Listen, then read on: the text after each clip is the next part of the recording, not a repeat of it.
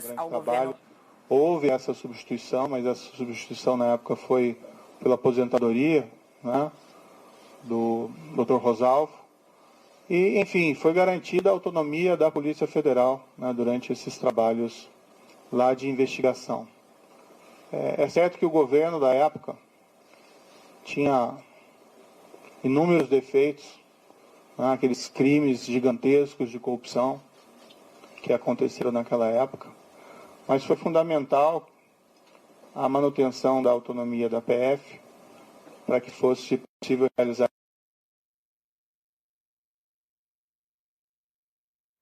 Bom, sinal travando de novo lá do ministro Sérgio Moro da Justiça.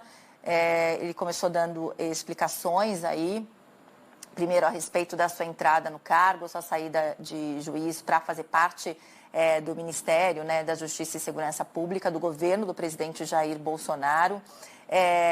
Estava falando agora, inclusive, da exoneração, primeiro momento que ele fala com os jornalistas a respeito da exoneração publicada hoje no Diário Oficial de Maurício Valeixo. Então, o superintendente Maurício Valeixo recebeu uma ordem de soltura ilegal do presidente Luiz Inácio Lula da Silva, então condenado por corrupção, preso. Essa ordem emitida por um juiz incompetente, depois isso foi reconhecido nas demais instâncias. Foi graças à autonomia dele e ao sentimento da necessidade de cumprimento do dever que ele comunicou às autoridades judiciárias e foi possível rever essa ordem de prisão ilegal antes que ela fosse executada, a demonstrar o empenho dessas autoridades e da importância da autonomia das organizações de controle. No final de 2018, isso é uma história um pouco repetida, eu recebi convite do então eleito presidente da República, Jair Bolsonaro, e isso eu já falei publicamente diversas vezes. É fácil repetir essa história, porque essa história é absolutamente verdadeira. E fui convidado a ser ministro da Justiça e da Segurança Pública.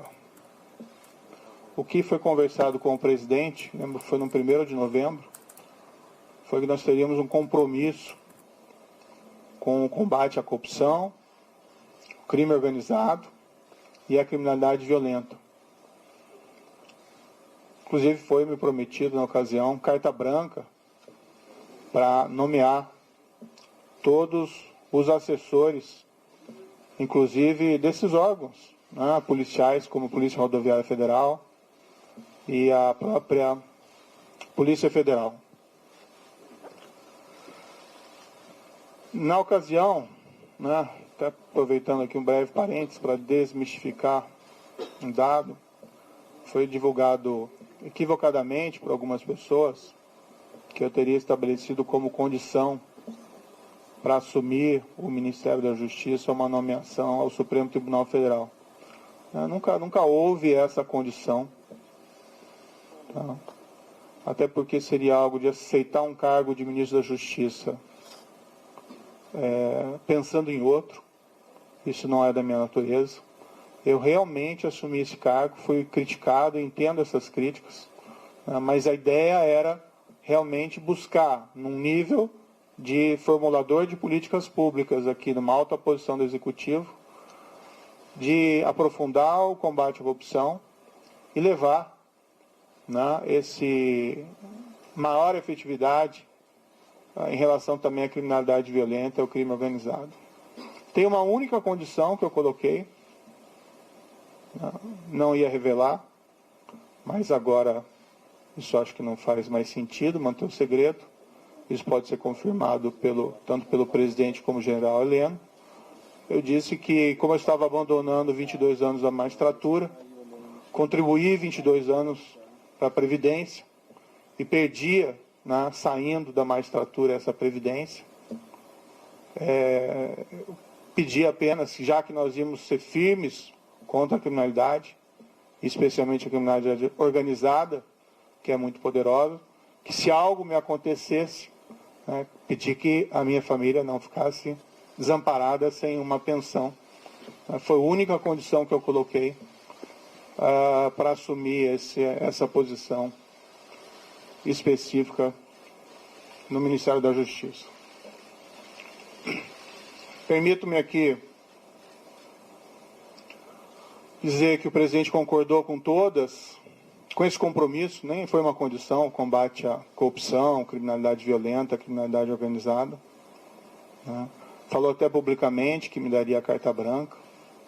Eu já tinha uma expertise por trabalhar, né, com polícia, como juiz, evidentemente, em relação à criminalidade organizada, e aceitei, mais uma vez, com aquele intento de realmente fazer com que as coisas evoluíssem. E minha avaliação na época é que essa aceitação ao convite foi muito bem acolhida pela sociedade. Também me via como estando no governo, como um também garantidor. Claro que existem outras instituições importantes, Judiciário, Supremo Tribunal Federal, Ministério Público, mas entendi que pelo meu passado de juiz e meu compromisso com o Estado de Direito, que eu também poderia ser aí um garantidor, né, da lei e da imparcialidade e autonomia dessas instituições. Dentro do Ministério, me permito aqui algumas reflexões, a palavra-mote tem sido integração. Nós atuamos muito próximos das forças de segurança estaduais, até mesmo municipais. Nós realmente trabalhamos duro contra a criminalidade organizada. Ouso aqui dizer, claro que tudo isso é sujeito a críticas e segundas opiniões, mas que não houve um combate tão efetivo à criminalidade organizada como houve durante essa gestão do Ministério da Justiça e Segurança Pública, trabalhando não contra, mas com os governos estaduais. Tivemos o caso, por exemplo, da transferência e isolamento das lideranças do PCC. Tivemos recentemente a prisão do maior autoridade do PCC em liberdade, 20 anos foragido, no exterior, graças a um trabalho de investigação eficiente da Polícia Federal. Tivemos recordes de apreensão de drogas no combate ao crime organizado. Isso é importante, tirar droga das ruas, cocaína, maconha. Isso feito pela Polícia Federal, isso feito pela Polícia Rodoviária Federal, também um belíssimo trabalho aqui desenvolvido, pela Força Nacional nos locais em que ela atuou. Tivemos aí recorde de destruição de plantações de maconha no Paraguai, que é o nosso principal fornecedor. Números expressivos de apreensão de produto do crime, seja de droga, seja de corrupção, principalmente aí no caso pela Polícia Federal. Buscamos fortalecer a Polícia Federal e a Polícia Rodoviária Federal nesse período, com ampliação dos concursos existentes. Empregamos aí maciçamente a Força Nacional em todo o território nacional. A Força Nacional é uma instituição que, a meu ver, deveria ser fortalecida. Nós estamos lá defendendo no Congresso Nacional uma emenda à Constituição para tornar ela uma instituição prevista ali na Constituição, para que nós possamos ter, com o tempo, também um corpo próprio, sem prejuízo dos mobilizados, sem prejuízo dos requisitados do Estado, que nós queremos fortalecê-la. Ela tem sido muito demandada e às vezes nós sentimos que nós não temos aí a perna suficiente. E ela atendeu diversas emergências de segurança pública nesse período, lá no Ceará por mais de uma vez, espalhadas aí em terras indígenas, enfim, no nosso projeto Em Frente Brasil. Nós criamos o CEOP, Secretaria de Operações Integradas, até nessa linha de fortalecer a integração. A CEOP desenvolveu um programa chamado Horus e Vigia, que é talvez um dos primeiros programas realmente efetivos aí para controle de fronteiras no nosso país, e trabalha em conjunto com as forças de segurança estaduais. Investimos em inteligência com os centros de fusão, saímos trabalhando também em outras áreas, Várias outras áreas aqui do Ministério da Justiça também tiveram, a meu ver, um bom ganho de efetividade, área do consumidor, área de imigração, a Senajus, enfim, aqui é só um retrato, né? Queria fazer algumas justificativas. No momento, o Ministério da Justiça está voltado principalmente ao enfrentamento da pandemia. Isso prejudicou um pouco os planos em curso, embora eles continuassem.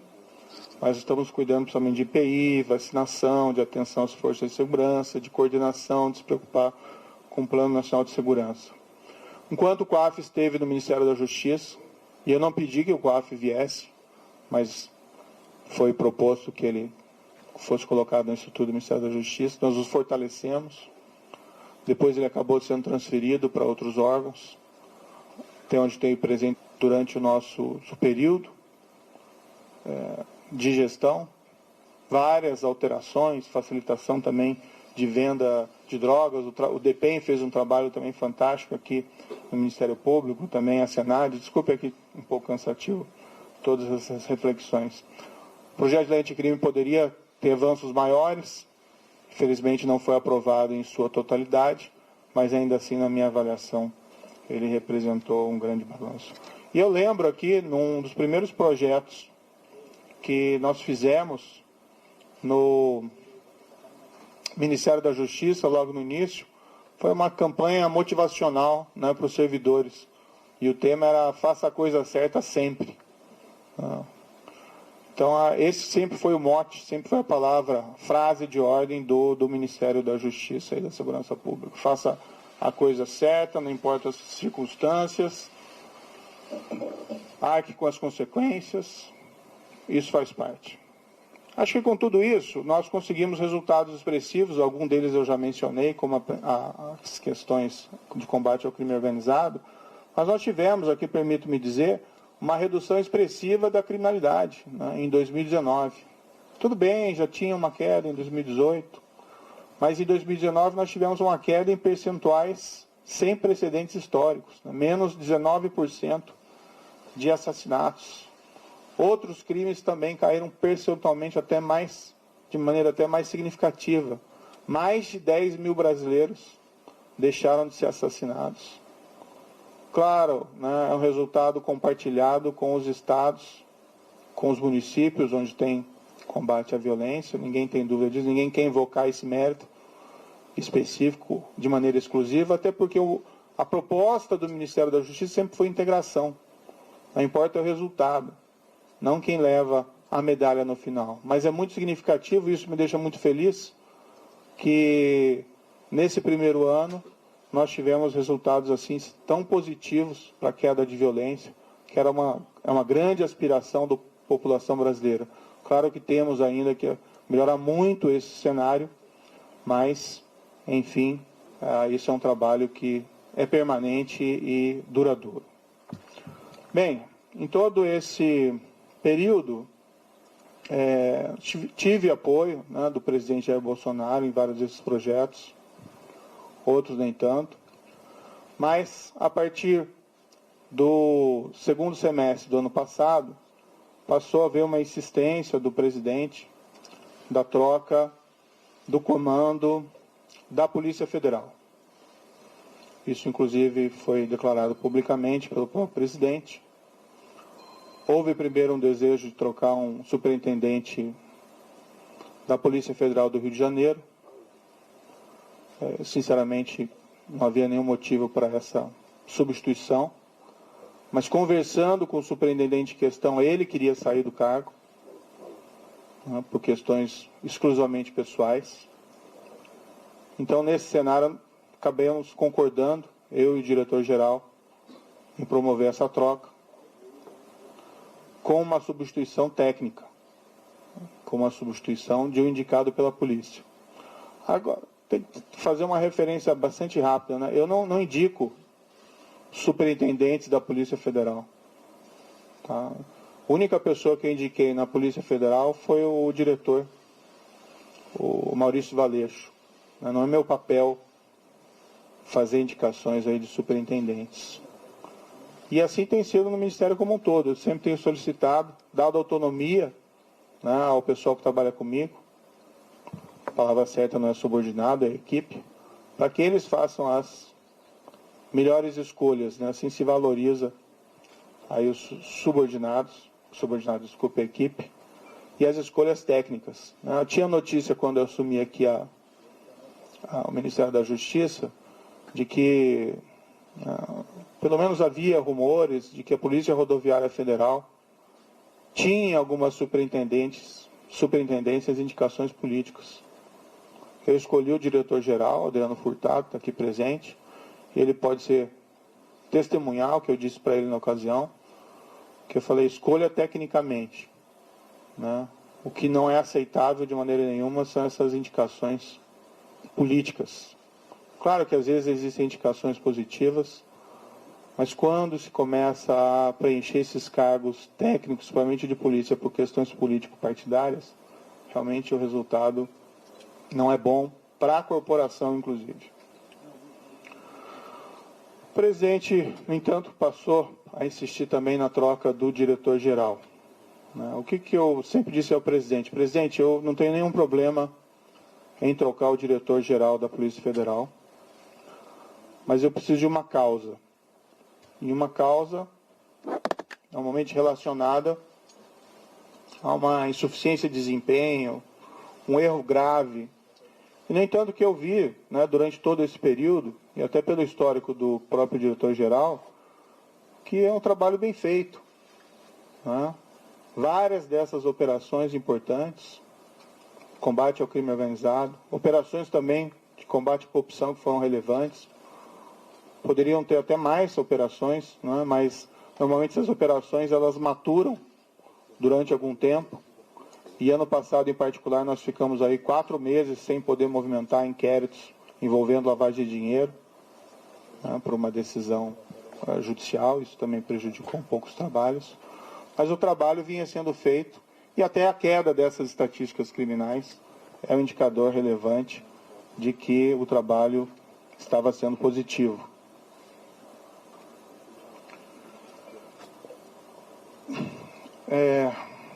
Não é uma questão do nome, né? Tem outros bons nomes para assumir o cargo de diretor da Polícia Federal, né? Há outros delegados igualmente competentes. O grande problema de realizar essa troca, primeiro, haveria uma violação de uma promessa que me foi feita inicialmente, que eu teria carta branca. Em segundo lugar, não haveria uma causa para essa substituição. E estaria claro que estaria havendo ali uma interferência política na Polícia Federal, o que gera um abalo na credibilidade. Não minha, mas minha também, mas também do governo, desse compromisso maior que nós temos que ter com a lei, com o rule of law, e ter impacto também, na minha opinião, na própria efetividade da Polícia Federal. Ia gerar uma desorganização. Não aconteceu durante a Lava Jato, a despeito de todos os problemas de corrupção dos governos anteriores. Houve até um episódio em que foi nomeado um diretor no passado com o intuito de interferência política e não deu certo, ficou pouco mais de 3 meses. A própria instituição rejeitou essa possibilidade.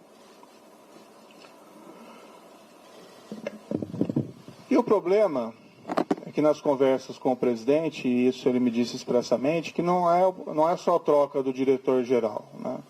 Haveria também a intenção de trocar superintendentes, novamente o superintendente do Rio de Janeiro, outros superintendentes provavelmente viriam em seguida, a superintendente da Polícia Federal de Pernambuco, sem que fosse me apresentado uma razão, uma causa para realizar esses tipos de substituições que fossem aceitáveis. Dialoguei muito tempo com o presidente, busquei postergar essa decisão, às vezes até sinalizando que poderia concordar no futuro, né, com essa possibilidade. E até num primeiro momento pensando, não, de repente pode ser feito, pode ser alterado, mas cada vez mais me veio a sinalização de que seria um grande equívoco realizar essa substituição. Ontem, conversei com o presidente, houve essa insistência do presidente, falei ao presidente que seria uma interferência política, ele disse que seria mesmo. Falei que isso teria um impacto para todos, que seria negativo, mas para evitar um negativo,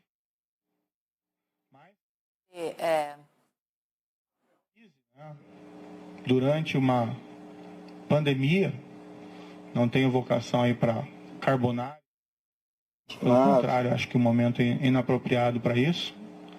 Eu sinalizei, então vamos substituir o Valeixo por alguém que represente a continuidade dos trabalhos, alguém com um perfil... Questão minha também, na verdade nem minha, uma sugestão da própria Polícia Federal.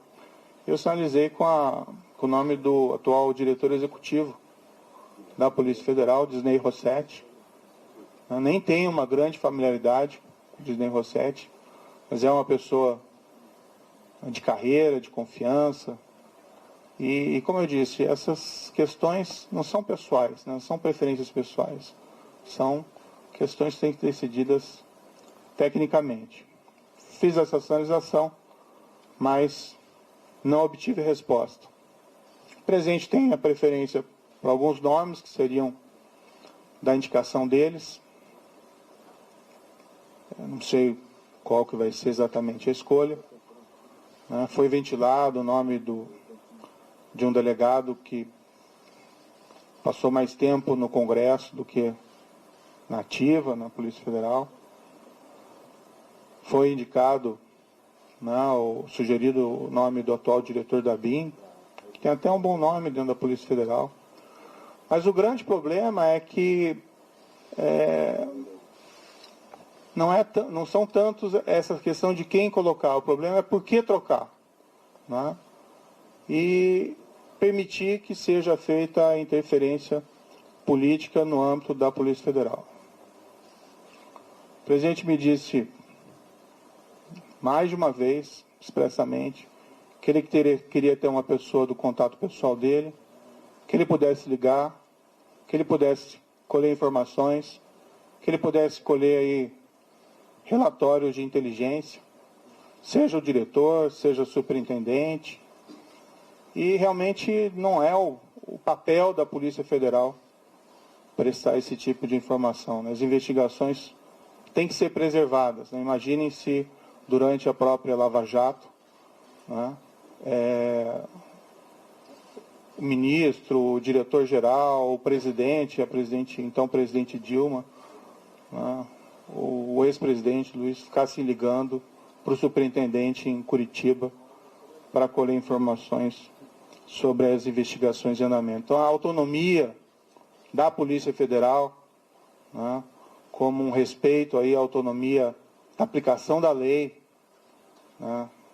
seja a quem for, isso é um valor fundamental que nós temos que preservar dentro de um Estado de Direito. O presidente me disse isso expressamente, ele pode ou não confirmar essas questões, mas, enfim, é algo que realmente eu não entendi apropriado. Então, o grande problema não é quem entra, mas por que alguém entra. E se esse alguém, sendo da corporação, aceitando substituição do atual diretor-geral, com o impacto que isso vai ter na corporação, não conseguiu dizer não para o presidente, uma proposta dessa espécie, eu fico na dúvida se vai conseguir dizer não em relação a outros temas. Há uma possibilidade que se afirme que o Maurício Valeixo gostaria de sair, mas isso não é totalmente verdadeiro. O ápice da carreira de qualquer policial federal, delegado da Polícia Federal, é a direção-geral da Polícia Federal. e ele entrou com uma missão. Claro que depois de tantas, né, pressões para que ele saísse, ele de fato, né, até manifestou a mim, olha, talvez seja melhor eu sair para diminuir essa cisma, e nós conseguimos realizar uma substituição aqui adequada. Eu sairia para uma distância ou para outro cargo, mas nunca isso voluntariamente, sim decorrente dessa pressão, que a meu ver não é aí apropriada. E o grande problema, uma substituição que seja orientada aí por causas, né, que possam ser sustentadas, não haveria aí nenhum problema específico. O presidente também me informou que tinha preocupação, né, com inquéritos em curso no Supremo Tribunal Federal e que a troca também seria oportuna da Polícia Federal por esse motivo. Também não é uma razão que justifique a substituição, até algo que gera uma grande preocupação. Enfim, eu, né, sinto que eu tenho o dever de tentar proteger a instituição, a Polícia Federal. E por todos esses motivos, ainda busquei uma solução alternativa, né, para tentar evitar aí uma crise política durante uma pandemia. Acho que o foco deveria ser o combate à pandemia, mas entendi que eu não podia aí deixar de lado esse meu compromisso com o Estado de Direito. A exoneração que foi publicada, eu fiquei sabendo pelo Diário Oficial, né, pela madrugada. Eu não assinei esse decreto. Em nenhum momento isso foi trazido, em nenhum momento o diretor-geral da Polícia Federal apresentou um pedido formal de exoneração. Depois ele me comunicou que ontem à noite recebeu uma ligação dizendo que ia sair exoneração a pedido, e se ele concordava, né? Ele disse, como é que eu vou concordar com alguma coisa? Eu vou fazer o quê, né? Se ele já está sujeito à exoneração a pedido ou à exoneração ex officio. Mas o fato é que não existe nenhum pedido que foi feito de maneira formal. Eu, sinceramente, fui surpreendido. Achei que isso foi ofensivo. Vi que depois a SECOM afirmou que houve essa exoneração a pedido, mas isso, de fato, não é verdadeiro. Para mim, esse último ato também é uma sinalização de que o presidente me quer realmente fora do cargo, né? Não me quer presente aqui dentro do cargo, porque essa precipitação na realização da exoneração não vejo aí muita justificativa. Eu tenho até outras divergências, tive outras divergências com o presidente federal, com o presidente da República durante essa permanência aqui. Tive muitas convergências, né? Recebi apoio do presidente em diversas ocasiões importantes, assim como dei apoio ao presidente da República em várias circunstâncias. Tive pontuais divergências, mas eu acho que como ministro, né, eu estou numa relação que eu tenho que preservar também a questão da hierarquia. Mas não vou aqui falar dessas outras divergências, isso fica para uma outra ocasião. De todo modo, meu entendimento foi que eu não tinha como aceitar essa substituição. Há uma questão envolvida também da minha biografia como juiz, de respeito à lei, ao Estado de Direito, à impessoalidade, né, no trato das coisas com o governo. E eu vivenciei isso durante a Lava Jato. Né, seria ali um tiro da Lava Jato se houvesse substituição de delegados, superintendentes naquela ocasião. Então eu não me senti confortável. Tenho que preservar, né, a minha biografia, mas acima de tudo eu tenho que preservar o compromisso, que foi o compromisso que eu assumi inicialmente com o próprio presidente, que nós seríamos aí firmes no combate à corrupção, crime organizado e criminalidade violenta. E um pressuposto necessário para isso, né, é que nós temos que garantir aí o respeito à lei, a própria autonomia da Polícia Federal contra interferências políticas. Certo, o presidente indica, ele tem essa competência, ele indica o diretor-geral, mas ele assumiu um compromisso comigo inicial de que seria uma escolha técnica, que eu faria essa escolha, e o trabalho vem sendo realizado. Poderia ser alterado o diretor-geral, desde que eu tivesse uma causa consistente. Não tendo uma causa consistente, e percebendo que essa interferência política pode levar a relações impróprias entre o diretor-geral, entre os superintendentes, com o presidente da República, é algo que realmente eu não posso concordar.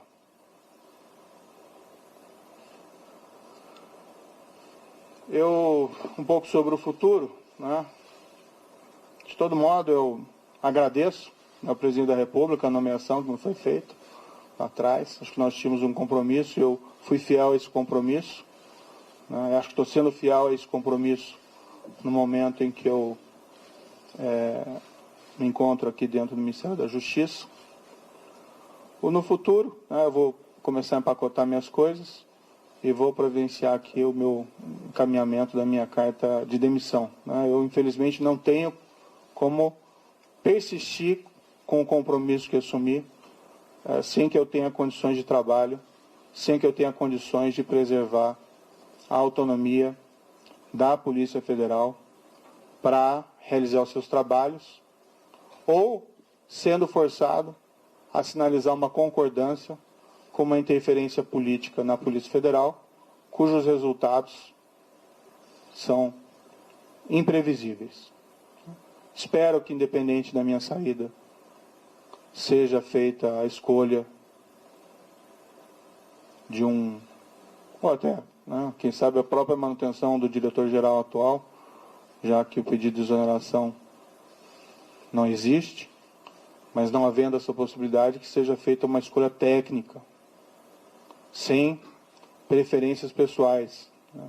Que também a instituição, dá para se confiar na Polícia Federal, né? A Polícia Federal tem um histórico, ela vai também resistir a qualquer espécie de interferência política, tenho crença nisso, e que seja indicado alguém que possa realizar um trabalho autônomo, independente, alguém que não concorde, né, em trocar superintendentes ou delegados por motivos não justificados.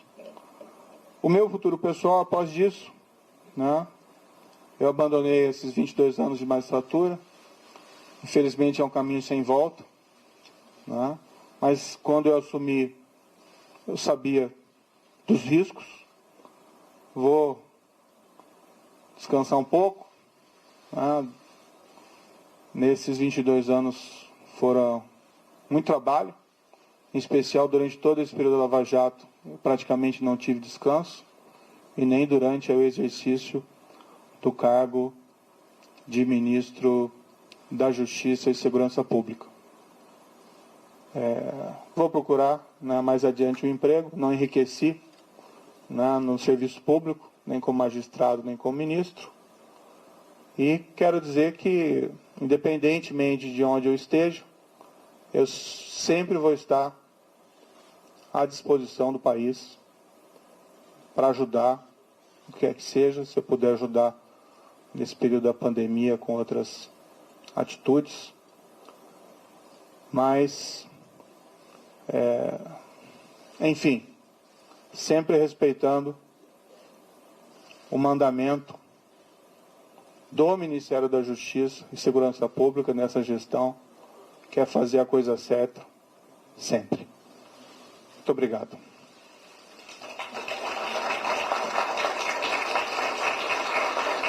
Encerra então a coletiva do ministro Sérgio Moro, que acabou declarando que vai começar a arrumar as coisas na sua gaveta e vai encaminhar aí nas próximas horas, nos próximos dias, o seu pedido de demissão do cargo.